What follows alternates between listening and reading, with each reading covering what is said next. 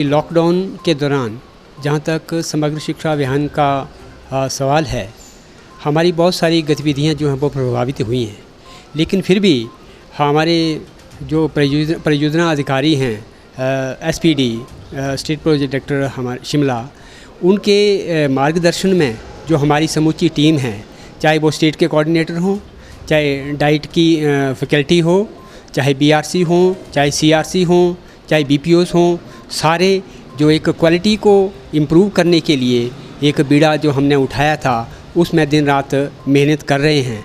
और जो हर घर पाठशाला का जो कार्यक्रम है वो समग्र शिक्षा अभियान की देखरेख में ही चला हुआ है और उसे हम ये कह सकते हैं कि हर एक विद्यालय के अधिकतर छात्र जो हैं उससे लाभान्वित हो रहे हैं। और बहुत सारे लोगों से मैंने जो एसएमसी के जो लोग हैं उनसे भी मैंने बातचीत की है कि ये कार्यक्रम कैसा चला हुआ है, तो मुझे अधिकतर जो उनका रिस्पांस है वो एक सकारात्मक रूप में ही मिला है। इसके अतिरिक्त जो हमारा ट्रेनिंग का जो पार्ट है, जहाँ पर मास गैदरिंग होती थी, जैसे हमारी टीचर ट्रेनिंग है, एसएमसी की ट्रेनिंग है, या अपने जो हमारे माननीय उपायुक्त महोदय हैं उनके मार्गदर्शन में हमने एक क्वालिटी को इम्प्रूव करने के लिए जो टेस्ट सीरीज़ प्रारंभ की थी वो निश्चित रूप से प्रभावित हुई है।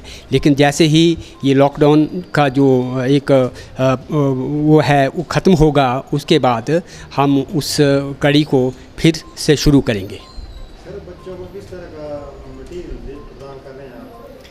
अभी तक क्योंकि ये इनिशियल स्टेज पर एक नया प्रयास है और जो हमारे जो स्टेट की टीम है उन्होंने अपना जो प्रयास इसमें किया है, जहाँ तक जो बच्चे का जो करिकुलम है उससे संबंधित ही जो इसमें मटेरियल है वो प्रोवाइड किया जा रहा है। अगर कोई अध्यापक ये कहे कि अभिभावक ये कहे कि पूरा का पूरा वही पाठ्यक्रम जो पुस्तकों में है वही दिया जा रहा है, ऐसा नहीं है। लेकिन अगर ये हमारा लॉकडाउन आगे चलता है तो हम पाठ्यक्रम से संबंधित जो हुबहू जो प्रश्न उसके अंदर हैं उनको भी हम आगे देंगे। बच्चों को प्रश्न पत्र दिए जा रहे हैं, उनको कौन तैयार कर रहा है? ये हमारी एक स्टेट की टीम है, उनके मार्गदर्शन में जो हमारे अध्यापक साथी हैं विभिन्न जिलों और विभिन्न प्राथमिक पाठशालाओं से जो अध्यापक हैं उसमें दिन रात जुड़े हुए हैं, वही इस मटेरियल को तैयार करके विद्यार्थियों तक पहुंचा रहे हैं। रोज़ सुबह 8 बजे के करीब जो है हमें स्टेट से मटेरियल जो है वो मेरे उस पे ईमेल पे और व्हाट्सएप पे आ जाता है और उसके बाद तुरंत मैं संबंधित पाठशालाओं को जो ग्रुप बना हुआ है हमारा एक, उसमें मैं डाल देता हूँ। और हर एक जो हमारे अध्यापक हैं वो ये सुनिश्चित करते हैं कि 9 और 9:30 बजे के बीच में वो हर एक बच्चे के पास वो पाठ्यक्रम का जो भी मटेरियल है वो पहुँच जाता है। कि इस कार्यक्रम का नाम ही हर घर पाठशाला रखा गया है। 10 से 12 हर घर पाठशाला, ये इसका एक जो टाइटल है वो दिया गया है। तो 10 से 12 के बीच का जो समय रहता है उस समय के बीच में वो बच्चे अपने अभिभावकों के साथ मिलकर के अध्ययन का काम करते हैं और वहाँ पर उनको जो भी समस्या कोई आती है तो अपने संबंधित अध्यापक से उस पाठ्यक्रम को, उस प्रश्न को शेयर करते हैं। इवन मैंने देखा है बहुत सारे अध्यापक जो हैं उनको चेक करके दोबारा फिर से उसकी जो अगर कोई कमी रह जाती है उसको ठीक करके दुरुस्त करके दोबारा से फिर उस बच्चे को वो मटेरियल भेजते हैं। सर, कितने स्कूलों के बच्चे जुड़े हैं?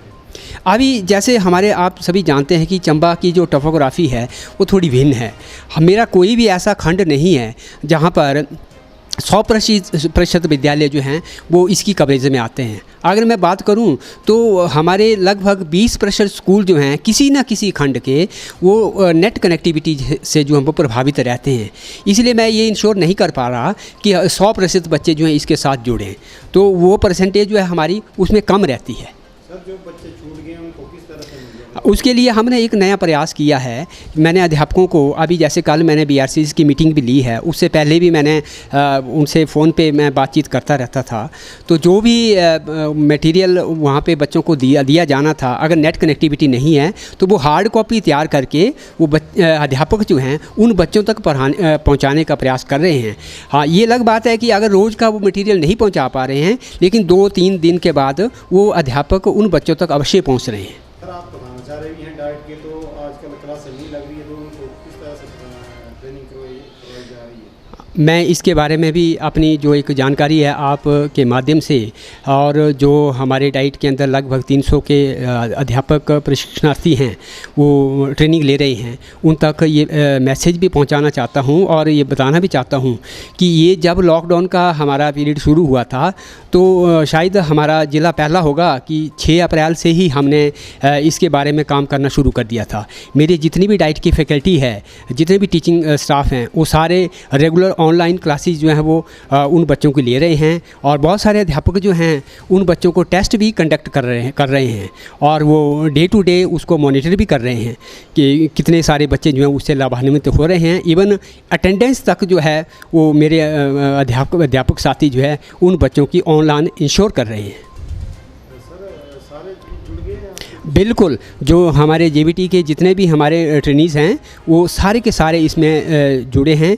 कुछ एक्सेप्शंस हो सकते हैं, जैसे कुछ एक पांगी के बच्चे हैं या और कुछ एक पॉकेट्स ऐसी हैं जहाँ पर नेट नामात्र का ही है या नहीं चलता है, वो कुछ एक ही बच्चे होंगे। अदरवाइज लगभग हमारे सारे के सारे बच्चे उसके व्हाट्सएप के माध्यम से या दूसरे सोर्स से वो अपने विषय अध्यापक के साथ जुड़े हुए हैं। मैं आपके चैनल का धन्यवाद करता हूं, और आपके ही माध्यम से मैं अभिभावकों से, चाहे वो किसी के भी, चाहे पहली के कक्षा के अभिभावक हों, चाहे +2 या चाहे जेबीटी ट्रेनीज़ के अभिभावक हों, उनसे ये विनम्र निवेदन करना चाहूँगा, अपील करना चाहूँगा कि ये समय हमारे देश के लिए बड़ा ही एक क्रूशियल समय है, और इसका उनके बच्चों की जो लर्निंग है उस पर प्रभाव नहीं पड़ना चाहिए।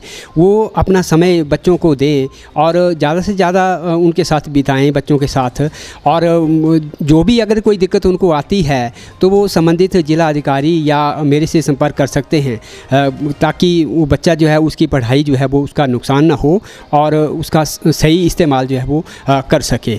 इसके अतिरिक्त और सभी से मेरा यही निवेदन रहेगा कि स्टे होम, स्टे सेफ, और एक जो कोविड-19 है इसके जो हमारे दिशा निर्देश हैं उनका पालन करते हुए हम अपनी भी, अपने समाज की और अपने देश की रक्षा कर सकें।